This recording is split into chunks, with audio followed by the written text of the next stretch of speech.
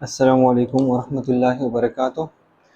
हमने केमिस्ट्री के first chapter complete कर लिया था।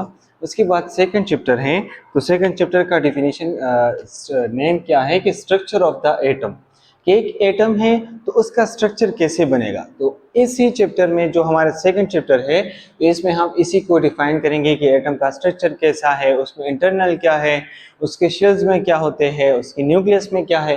तो इसमें हम इस एटम की स्ट्रक्चर्स के बारे में पढ़ेंगे। तो आप लोग को पता है कि हमारे साथ क्या है, एक एटम है। तो एटम्स की सेंटर में क्या होता है, पॉजिटिव चार्ज स्पीशीज, जिसको हमने न्यूक्लियस कहा था।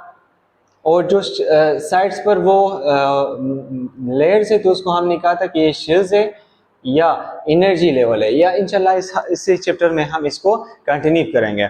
तो स्ट्रक्चर ऑफ द एटम, तो स्ट्रक्चर ऑफ द एटम्स की कुछ हिस्ट्री है। तो ग्रीक फिलोसोफर जिसमें से डेमोक्रेटस था, एक ग्रीक फिलोसोफर था जिसका नेम क्या था, डेमोक्रेटस। उसका ड्यूरेशन क्या था, 370 से लेकर 460 बीसी तक। For the first time suggested that all matter can be ultimately broken down into tiny particles that can not be further divided. उसने 370 से लेकर 460 से उसका ड्यूरेशन था। डेमोक्रेटस ने क्या कहा कि जितनी भी मैटर्स हैं तो वो उसको हमने टाइनी पार्टिकल्स में कन्वर्ट कर लिया है। टाइनी पार्टिकल्स का मतलब क्या है कि वो एटम्स में कन्वर्ट हो गए हैं। ठीक है जी। उसके बाद this the particle card atom, उस पार्टिकल को उसने क्या नेम दिया कि ये क्या है, एटम है। अब जो एटम का वर्ड है तो ये डिराइव्ड है ग्रीक वर्ड से। ग्रीक वर्ड कौन से ग्रीक वर्ड से, एटमोस। तो एटमोस का मतलब क्या है, इनडिविजिबल है। वहां पर डेमोक्रेटस ने बात कर ली कि डेमोक्रेटस ने कहा कि मैटर जो है वो टाइनी पार्टिकल से बना हुआ है और हम उसके उसी टाइनी पार्टिकल्स में डिवाइड भी कर सकते हैं। तो उसने उसको टाइनी पार्टिकल्स को एटम कहा। फिर जो एटम का वर्ड है तो वो एटमोस से निकला है। और एटमोस का मतलब क्या है, इनडिवाइजिबल, मतलब नाकाबिल तक़सीम है। अब एटम मैटर जो था डिवाइड हो सकता है, लेकिन एटम डिवाइडेड नहीं हो सकता है। तो इसलिए ग्रीक वर्ड्स एटमोस से निकला है। और एटमोस का मतलब क्या है, इनडिविजिबल है। फिर उसके बाद कुछ थ्योरी स्टार्ट हो जाती है। तो उसमें से पहली थ्योरी क्या है, डाल्टन एटॉमिक थ्योरी है। तो डाल्टन एटॉमिक थ्योरी ने 1808 में अपनी थ्योरी पेश की थी। उसमें से कुछ मेन पोस्टुलेट्स थे और मेन पॉइंट्स थे।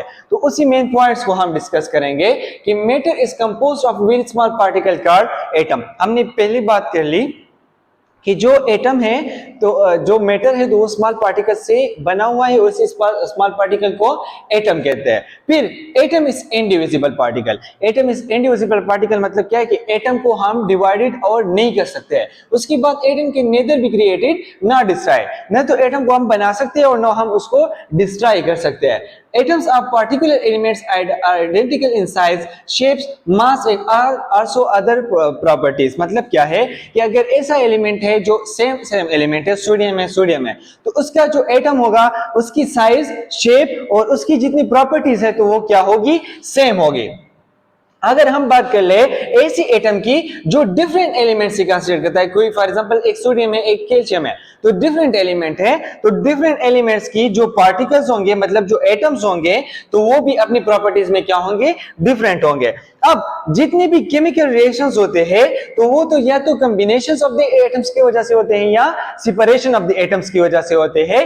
तो डाल्टन एटॉमिक थ्योरी ने ये कुछ मेन पोस्टुलेट उसकी थ्योरी के थे, और या ये मेन पोस्टुलेट उसने पेश किए थे कि मैटर कंपोज्ड है स्मॉल पार्टिकल्स से, जिसको उसने एटम का वर्ड कर दिया।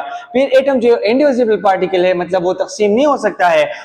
एटम के nether be created not destroyed, ना हम उसको बना सकते हैं ना उसको हम तोड़ सकते हैं। अगर सेम एलिमेंट है तो उसकी जो एटम्स होंगे वो भी सेम होंगे, मतलब साइज, शेप्स और प्रॉपर्टीज में। अगर डिफरेंट एलिमेंट है तो उसके एलिमेंट्स जो इसकी एटम्स की प्रॉपर्टीज है तो वो भी डिफरेंट होगी।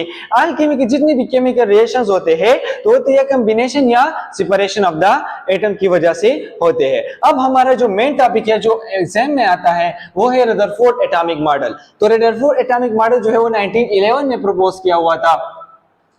उसकी बाद उसमें कुछ बातें हैं कि रदरफोर्ड एटॉमिक मॉडल ने क्या करना था, determine internal structure of the atom. अब ये हमने एटम ड्रा कर लिया था ना, यहाँ पर भी देख ले कि हमारे साथ क्या है, एक एटम है। तो ये एटम के इंटरनल स्ट्रक्चर में क्या है उसने यही मालूम करना था, determine internal structure of the atom. फिर उसने उसके बाद उसने क्या लिया, एक 3 फॉइल ले लिया। 3 फॉइल का मतलब ले ले कि एक 3 शीट उसने ले लिया जो कितने डायमीटर का था, 0.0004 सेंटीमीटर का था। मतलब उसके साथ ये कौन से एलिमेंट से बना था, गोल्ड से। अब उसकी सराउंडेड क्या था, ये तो एक शीट हो गया, अब इसकी सराउंडेड क्या था, जिंक सल्फाइड से इसको क्या किया था, सराउंड किया हुआ था। और इसके साथ एक फ्लोरेसेंट स्क्रीन भी अटैच किया था। ये फ्लोरेसेंट स्क्रीन किस लिए था, ताकि जो रेडिएशंस इमिट हो रहे हैं तो ये इसको क्या कर ले, डिटेक्ट कर ले। रदरफोर्ड एटॉमिक मॉडल क्यों पेश किया था, उसने मालूम करना था internal structure of the atom को। फिर उसने 3 फॉइल यूज कर लिया, वो 3 फॉइल क्या था, गोल्ड से बना हुआ था और जिंक सल्फाइड उसकी सराउंडिंग था। फिर इसके साथ एटम जो फ्लोरेसेंट स्क्रीन था वो अटैच था। वो किस लिए था, कि वो पार्टिकल्स को क्या, जो इमिशन होती है पार्टिकल्स की, रेडिएशंस की, उसको क्या कर ले, डिटेक्ट कर ले। अब इसका एक्सपेरिमेंट क्या था, इसकी एक्सपेरिमेंट को दूसरा नेम कहते हैं discovery of the nucleus. Important है कि the Rutherford experiment is also called discovery of the nucleus. अब ये न्यूक्लियस क्यों है हम आगे क्लियर कर लेंगे। हाँ, डिस्कवर एक्सपेरिमेंट में इसने क्या कर लिया, इसने बम्बार्डेड कर ली गोल्ड फॉइल को 20,000 अल्फा पार्टिकल से। ये हमारे साथ क्या है, ये एक मेटल है पोलोनियम, और इसके इस इर्द क्या है, लेड का शीट है। अब यहाँ पर हमारे साथ क्या है, तीन जो गोल्ड का शीट था वो हमारे साथ यहाँ पर है। अब यहाँ देख ले कि उसने बम्बार्ड कर लिया गोल्ड पार्टिकल्स को 20,000 अल्फा पार्टिकल से, कहां से, from the radioactive source polonium metal. ये हमारे साथ लेड है, लेड का शीट है, इसके बीच में पोलोनियम मेटल प्रेजेंट है। तो पोलोनियम मेटल से उसने क्या कर लिए, 20,000 पार्टिकल से अल्फा पार्टिकल को, जो 3 शीट था उसको बम्बार्ड कर दिया, उससे उसको मार लिया। उसके बाद क्या हुआ कि उसमें से 19,900 जो पार्टिकल्स थे तो वो क्या हो गए, सीधी इसकी पास हो गए। उसके बाद 8 जो पार्टिकल थे तो वो डिफ्लेक्ट हो गए, मतलब इनटू द साइड चले गए 8 पार्टिकल्स। उसके बाद जो 2 पार्टिकल्स थे तो वो सीधी बाउंस बैक हो गए। अब इसको हम कैसे डिफाइन करते हैं, फॉर एग्जांपल ये हमारे साथ क्या है, एक एटम है, सही है। एटम का ये न्यूक्लियस है और ये इसका स्पेस है, मतलब शेल्स है, और ये स्पेस है। तो यहां से उसने क्या कर लिया, 20,000 पार्टिकल्स को बम्बार्डेड कर लिया। तो उसमें से जो ये वाला एरिया है तो उसमें से तकरीबन 3,990 पार्टिकल्स जो थे वो यहां से पास हो गए, साइड से पास हो गए। अब जो 8 पार्टिकल्स थे तो वो 8 पार्टिकल ये इस न्यूक्लियस के करीब आए, इस न्यूक्लियस के क्या है, करीब आए। तो इस न्यूक्लियस पर कौन सा चार्ज है, पॉजिटिव चार्ज है, और अल्फा पार्टिकल पर भी पॉजिटिव चार्ज है। तो पॉजिटिव और पॉजिटिव एक दूसरे को रिपेल करते हैं। तो ये वाले जो 8 पार्टिकल थे ये क्या हो गए, दूसरे एंगल पर डिफ्लेक्ट हो गए। उसके बाद जो पॉजिटिव चार्ज न्यूक्लियस है और अल्फा जो पॉजिटिव चार्ज पार्टिकल है, ये सीधी 2 जो पार्टिकल्स थे ये सीधी इस पर न्यूक्लियस पर चले गए।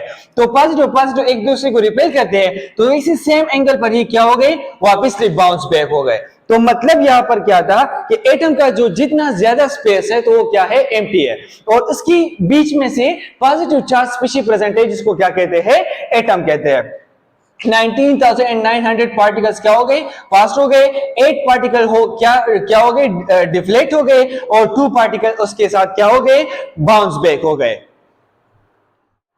तो यहां तक इसका एक्सपेरिमेंट हो गया। उसके एक्सपेरिमेंट की बाद हमारे साथ main points of the Rutherford atomic model आते हैं। तो मेन पॉइंट्स में रदरफोर्ड एटॉमिक के मॉडल में कौन कौन से थे, कि atom consist of the positively charge species, positive charge centre portion.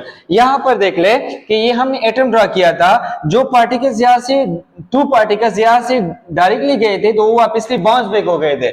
मतलब क्या था कि यहां पर भी पॉजिटिव कोई सेंट्रल पोर्शन है जिसको उसने क्या कहा कि न्यूक्लियस है, उसने उसको क्या कर लिया, बाउंस बैक कर लिया। तो atom consist of the positive charge central portion called nucleus. उसके बाद सेकंड पॉइंट, मेन पॉइंट इसका क्या था कि electron are revolving around the nucleus with high speed. तो ये इसका क्या है, फॉर एग्जांपल यहाँ पर हमारे साथ इसके शेल्स है, तो शेल्स में इसके क्या है, इलेक्ट्रॉन है, और वो इलेक्ट्रॉन हाई स्पीड से क्या होते हैं, रिवॉल्व होते हैं अराउंड द न्यूक्लियस। उसके बाद the electron revolving around the nucleus required centripetal force.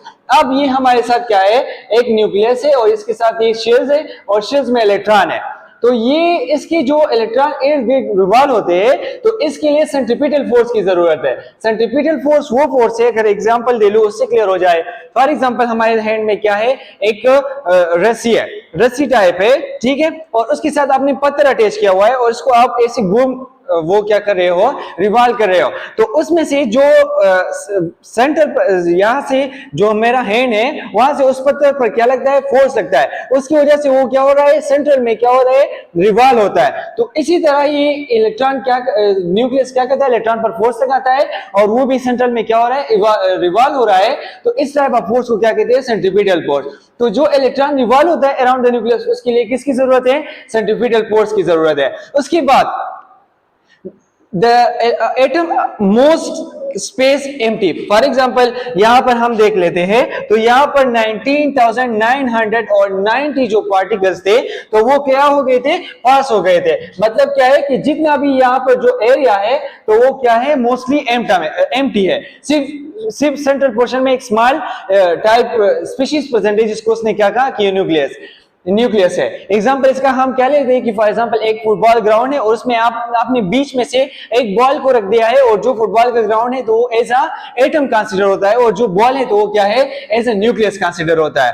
उसके बाद atom is a neutral, atom neutral है। एटम न्यूट्रल का क्या मतलब है कि न्यूक्लियस में क्या प्रेजेंट होते हैं, प्रोटॉन और न्यूट्रॉन प्रेजेंट होते हैं। प्रोटॉन पर पॉजिटिव चार्ज है और न्यूट्रॉन न्यूट्रल है, उस पर चार्ज नहीं है। और इलेक्ट्रॉन जो है वो क्या है, उस पर नेगेटिव चार्ज है। तो जितने भी एटम में पॉजिटिव चार्ज होंगे उतने ही एटम में क्या होंगे, नेगेटिव चार्ज। मतलब क्या है कि जितने नंबर ऑफ द इलेक्ट्रॉन होंगे तो उतने नंबर ऑफ द प्रोटॉन होंगे। तो मतलब क्या है कि एटम कंबाइनली क्या हो जाएगा, न्यूट्रल हो जाएगा। उसके बाद nucleus is responsible for mass and energy of the atom। तो जो न्यूक्लियस है वो मास और एनर्जी दोनों के लिए रिस्पांसिबल है। अब कैसे कि इसमें प्रोटॉन और न्यूट्रॉन प्रेजेंट है। तो प्रोटॉन जो है वो इलेक्ट्रॉन से बहुत ज्यादा हेवियर भी है और पावरफुल भी है as compared to the electron. तो जो न्यूक्लियस है वो रिस्पांसिबल है ज्यादातर किसके लिए, एनर्जी और मास के लिए। अगर हम डिफेक्ट्स की बात करें, गलतियों की बात करें एटॉमिक मॉडल की, तो वो किस पर बेस करते हैं, उसमें पहला वाला क्या है कि ये जो एटॉमिक मॉडल है रदरफोर्ड एटॉमिक मॉडल का, तो ये लॉ ऑफ मोशन पर बेस करता है।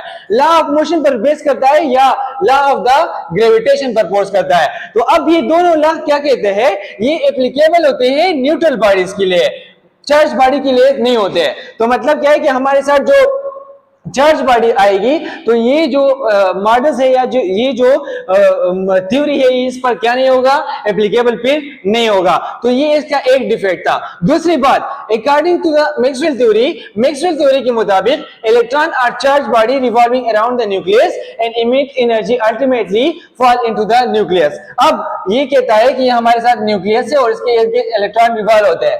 अब ये कहता है कि जब इलेक्ट्रॉन रिवॉल्व होते हैं तो एनर्जी को लॉस करते हैं, तो लास्ट में क्या हो जाएंगे, न्यूक्लियस में आ जाएंगे और गिर जाएंगे। तो ये भी इसकी क्या थी, सेकंड गलती थी। तो इसमें क्या है कि electron radiate energy follow continuous spectrum. अब ये जो इलेक्ट्रॉन एनर्जी को लॉस करता है तो ये कहता है कि कंटिन्यूअस स्पेक्ट्रम को फॉलो करेगा, और असल में ये फॉलो किसको करते हैं, लाइन स्पेक्ट्रम को। तो ये इसकी थर्ड डिफेक्ट है। उसके बाद it does not provide any explanation about the chemical properties of the element. इसने एलिमेंट्स की केमिकल प्रॉपर्टीज के बारे में कोई भी बात नहीं कही। तो ये रदरफोर्ड एटॉमिक मॉडल्स के एक्सपेरिमेंट्स थे, उसके मेन पॉइंट्स थे और डिफेक्ट्स थे। ये बहुत ज्यादा इंपॉर्टेंट है, as a paper points of view से के पेपर में आता है। उम्मीद करता हूं कि आपको समझ आया होगा। अगर कोई क्वेश्चन है तो आप लोग हमसे पूछ सकते हैं। Thank you so much.